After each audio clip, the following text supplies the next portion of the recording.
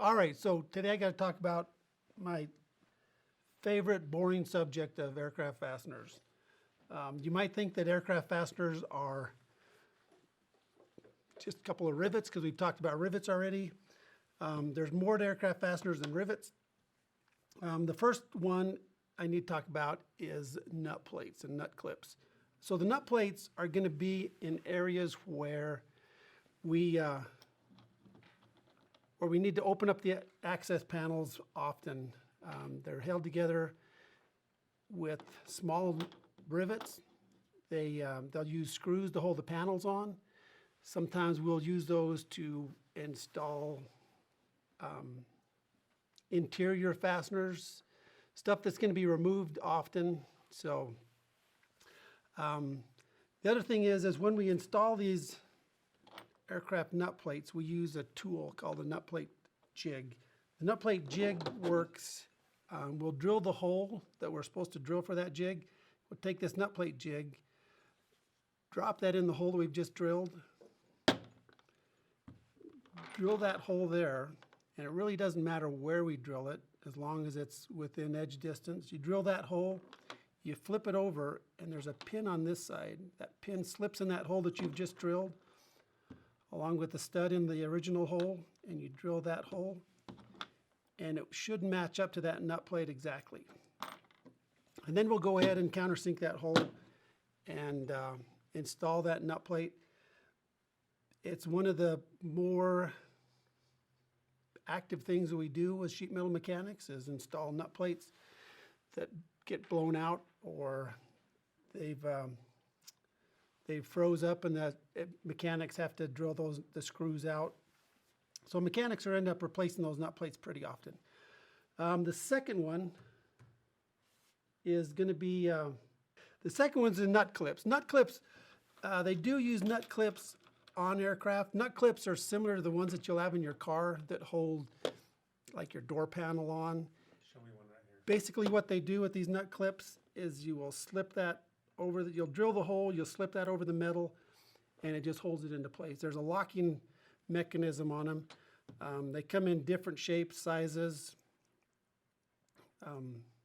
but they'll clip into place. You screw them in, put the screws in, hold them in. They work great. You can, if the nut in that nut clip blows out, you just replace them. They're fairly cheap, not really expensive to work with. But that's your nut plates and nut clips. The nut plates, they come in different shapes and sizes. Like if you wanted to have one where you don't have access on both sides, you use that nut clip or that nut plate, and that would be up in a corner, or this similar one here would be in a corner. There's types that we glue on, use special adhesives to glue them in place. The best part about these nut plates are that they float. They float around. So you can drill your hole. You're not stuck with your screw going into one spot. They move. So nut plates are nice. The next item is Cherry Max rivets. These Cherry Max rivets, you might look at them and think that they are an expensive version to a pop rivet. Basically, they are expensive version to a pop rivet. They're about $1 a piece. They start at about $1 a piece and go up from there. The way these work is you have to have a special tool to install them. They work the same as a pop rivet. The only times we would use the Cherry Max rivet is if we were installing in a place where we couldn't shoot a solid rivet. You can't get access to the back of it so that you can buck the rivet. So you're going to install these Cherry Max rivets. The way these Cherry Max rivets work are you've got this stem and the special tool, the gun that we use to pull these rivets in place. Pull that stem out, and it gets to a certain point. There's a lock ring inside that stem, and it gets to a certain spot. That lock ring falls into a slot and locks it in place, and the stem breaks off. If the stem breaks high, where you can feel where that stem was at, you're going to have to replace it. If the stem breaks low, where you've got a divot or an empty spot in that hole, you're going to have to drill it out. If it pulls low where you still have a hole there, it means that the Cherry Max wasn't long enough. And so you want to find out what Cherry Max size you're going to use. They come in different shapes, different sizes. They come in universal head, countersunk head, unisync, which is a kind of a countersink head that sits, you don't have to countersink the skin. It sits low. You just have to drill the relief. They also come in at 120 degree countersink. The ones you're usually going to use is that 100 degree countersink. The next ones are these. They look similar to that Cherry Max, but they call these huck bolts. You need another special tool for that. These special tools that I'm talking about, they end up costing about $1,500 is where they start, and they go on from there. And so to install huck bolts or Cherry Maxes, you've got to have this $1,500 tool, and so it gets expensive. On top of that tool, you buy heads for it where you can shoot sideways, backwards, upside down, and each of those heads are about $500 each. You can't just use your regular pop rivet gun that you buy at Home Depot or Harbor Freight. The next one is going to be the high lock, which is one of my favorite fasteners. So these high locks, they start at about $1 a piece. They come in different metal. They come in titanium, aluminum, lightweight metal. There's different types. If you look here, this one here has got an orange head on it. That's a highlight with the orange head. The ones with the black head, right there, that's titanium. The aluminum ones, they're not painted. You just know that they're going to spin on you. They're a piece of crap. You don't want to use the aluminum ones unless they call out for them. One of the things about these high locks is that they're come in different sizes. Now, if you wanted to find out what size high lock you're going to use, you use a tool called a grip gauge.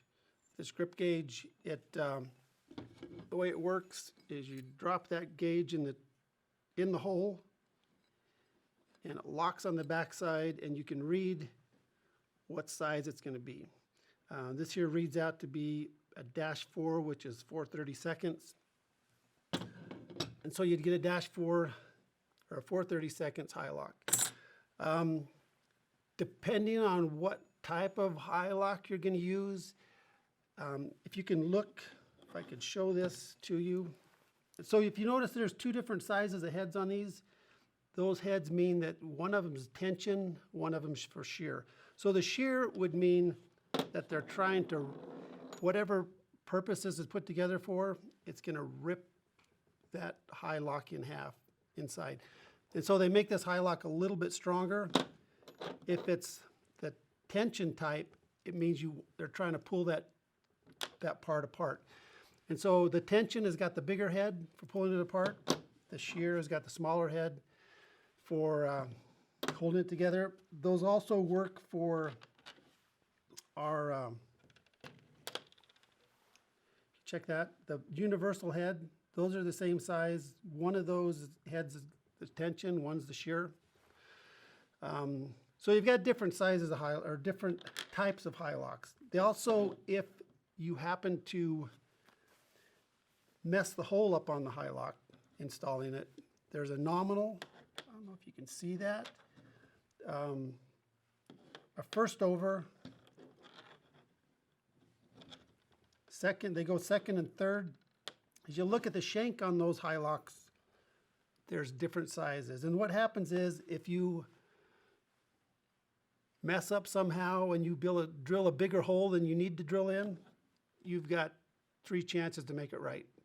With a first, second, and third over,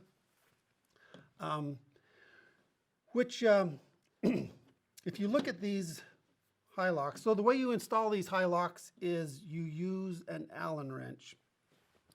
You can see there, you put an Allen wrench in that to hold it and keep it from spinning. When you install these, they've got a bolt or a nut on the top. As you install that nut and you start pulling it down, it tightens itself up. And what happens is this high lock, or the top of this nut, shears itself off. And it shears itself off at that specific torque for that nut. And so that's one of the benefits of a high lock, is they can't be over torqued. They're lightweight, they're easy to install, and they come, when we install these, we drill the hole that's the exact same size as the shank of that high lock. So as you can see, there's a whole bunch of different sizes, different types of high locks.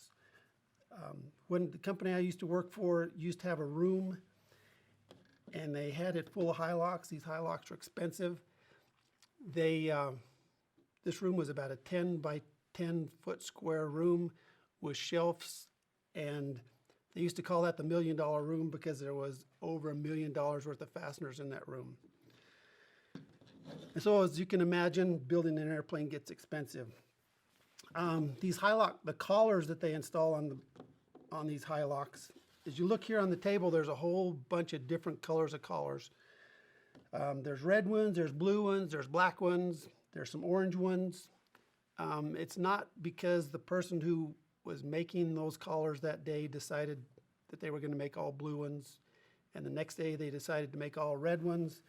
All of these have a different purpose. So the blue one goes on a nominal size high lock.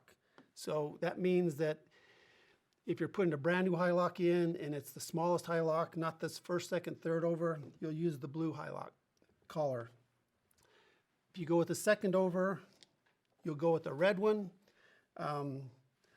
Third over, the red one has a little tiny slash in the top of that break-off piece.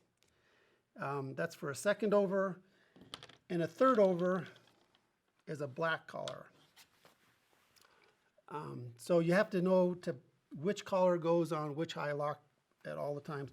There's also steel high locks that you would use in an engine area where it gets hot. The orange high locks are going to go with the highlights. These highlights, the reason this is the highlight is the one with this orange at the nose, or at the top. The highlights are meant to be, when they say highlight, what they've done is they've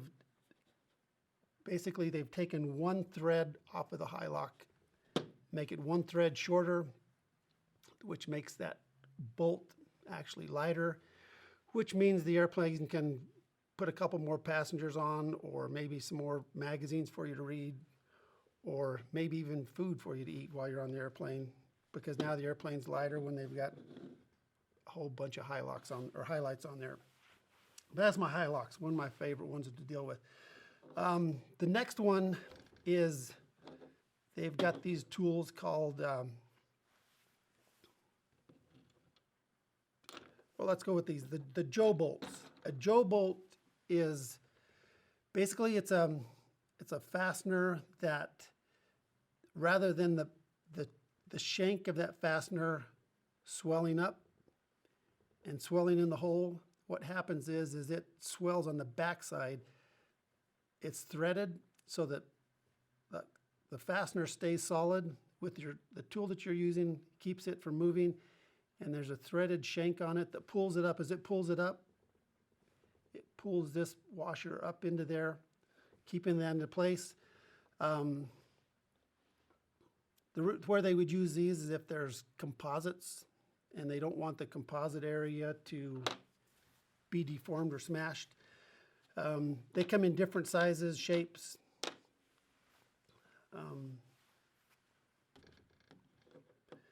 The problem with highlights are they're hard to remove. The next one is going to be we talk about a cam lock. Now cam locks and Zeus fasteners are for temporary, or for areas where you don't put a nut plate in. These are threaded units. You will, these cam locks, they go in, they're threaded. What happens is you take that, you thread it onto a tool like this, and you drop it in the hole. I'll do this one here. Got this. And as you use this tool, you can see that it expands, but it expands this shank, smashing it into the hole.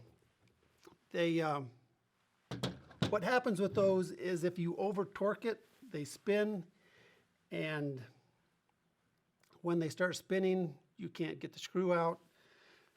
The same goes for Zeus fasteners. Usually those are in engine cowlings that you're removing all the time, every day. When you remove those, they vibrate and they seem to get loose a lot. So those two different types of fasteners, I always tell people that there's a special place in hell for them. The guy that invented those fasteners, because I hate working with them. You're always replacing them, replacing the screws. Speaking of replacing screws, we'll go back to these Cherry Maxes. When you replace a Cherry Max, this stem on the Cherry Max is a steel stem. The Cherry Max itself is aluminum. And when, let's say you have to drill that out or replace it, you'll put a drill motor or a drill bit on there, and what happens with that drill bit is that drill bit wants to fall off and go to the aluminum, the softer material. And it's got that little lock ring in there, and so you can't pop the stem out. So if it's a universal head rivet, what you'll do is you'll grind it off. You'll grind that universal head down, and then use a punch, knock the pin out, and then you can go ahead and drill it and knock it out. If you're unfortunate enough to have countersunk rivets, as those Cherry Maxes, there's really no easy way to get them out except try to use that drill motor, drill them out until you get to that stem, and then you can punch it out. It's not a good day when you have to remove a bunch of Cherry Max rivets. All these rivets, once they've been installed, this here is going to be your lock bolts, which are the lock bolts are like these here. Once again, they're using a special tool to put those on. You've got the lock bolts, which they're not threaded. If you have to remove a high lock, you need to be able to, basically you can take a pair of pliers, you can take a chisel and break that aluminum, take a pair of pliers. They've got special tools to remove those high locks. You can remove that head. They've got this tool here that you can put in your 90-degree drill motor. You can see there's cutting heads on that. You drop that on top of the high lock collar, and it cuts the high lock collar off until it gets right down before it hits the bottom. Sometimes these are kind of tricky. They're about $10 each, and you might be able to, if you get on that high lock and you're a little bit crooked and you hit the steel threaded area, it's going to break. And so you end up replacing those a lot. They don't do so well on the third over collars. One of the other things, after you've installed a high lock, you use a tool to make sure that it is the right length. We've gripped it to see if it was the right length. Now we need to take this tool and take that, and if it's a no-go gauge, and so if it fits underneath, if the threads fit underneath the first portion without hitting, it's the right height.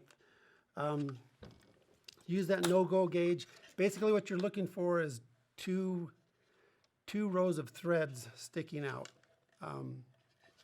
to make sure it's the right high lock.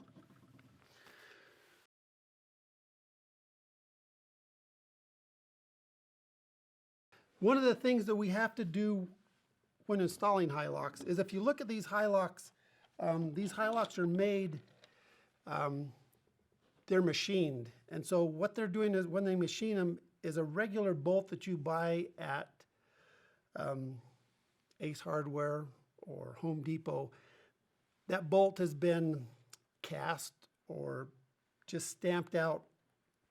And so up here at the head of that bolt, it's going to be straight or flat all the way to the bolt shank, and then it's going to be up.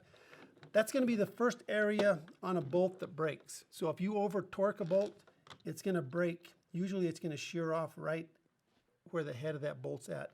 Aircraft bolts, on the other hand, have a radius on that bolt. What happens with that radius is when they machine it, that radius helps it so that it won't shear off in that area. And so what you need to do is, when you're installing a high lock, you need to take your countersink drill bit and barely touch that metal before you install that high lock. Otherwise, the head of the high lock is going to sit high. What happens is once you install that high lock, is like, I've got a washer here, and you can see there's a gap. There's a gap between that high lock, or not that high lock, but there's a gap between the washer and where that shank is radiused at. And if you was to go ahead and install this bolt with this washer without that relief drilled into it, what's going to happen is your part is going to cut into that radius, and that's where it's going to shear off. So you want to always make sure that you cut a little relief onto your part before you install that.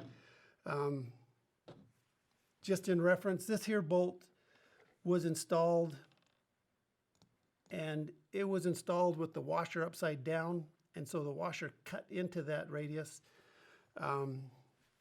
That was off of a prop. So what happened was, that bolt was cut into, it's got a scar on it.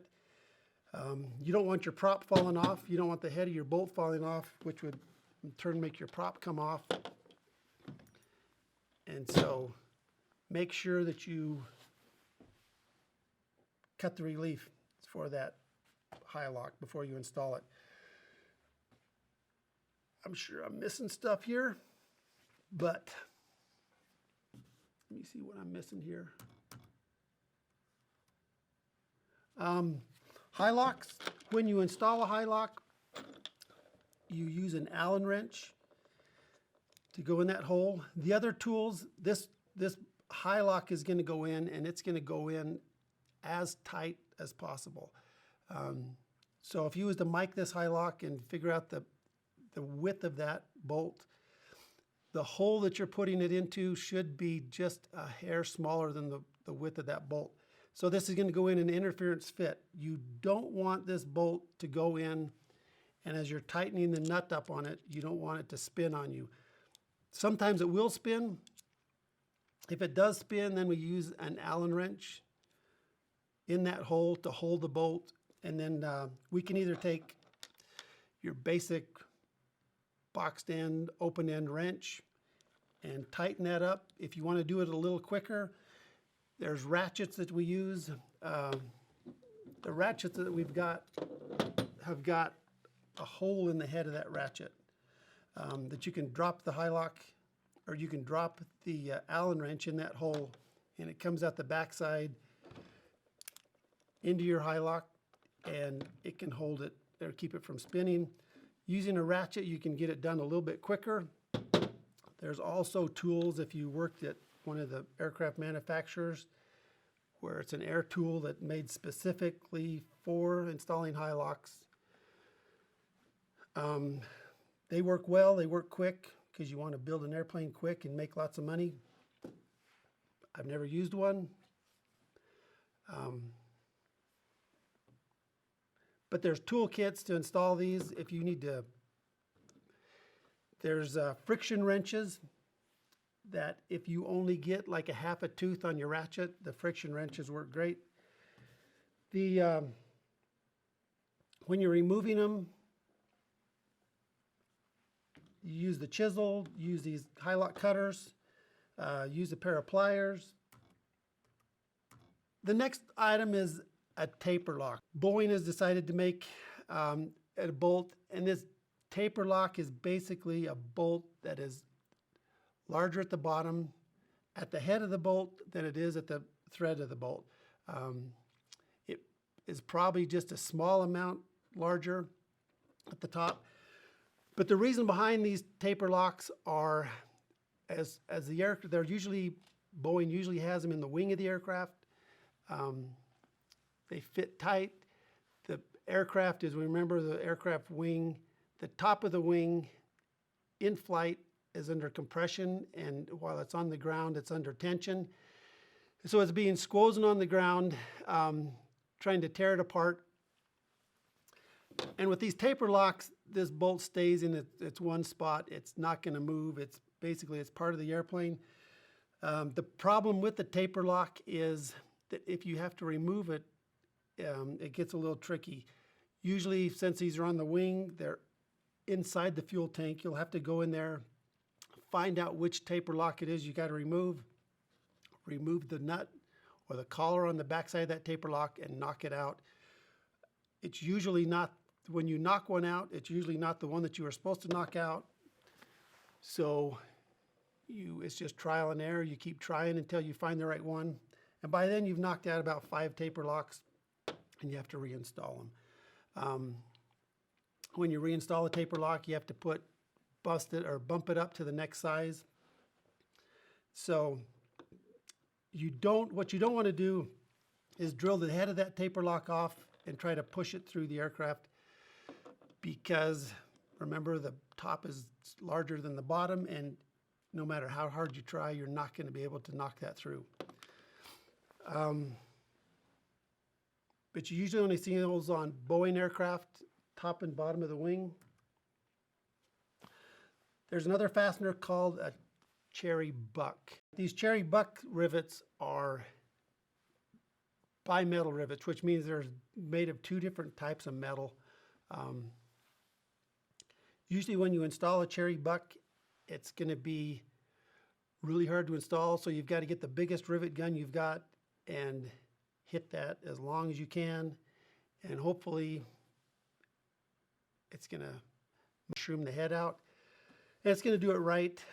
Usually you'll see these cherry bucks in stress areas like thresholds, as they walking in and out of the aircraft. Cherry bucks are not used that often.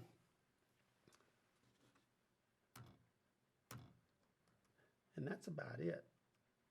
Remember, when you are looking at that airplane flying over your head, that there's more than just rivets that hold it together. There's all kinds of special fasteners, and somebody's putting them in one at a time, a skilled professional. Thanks.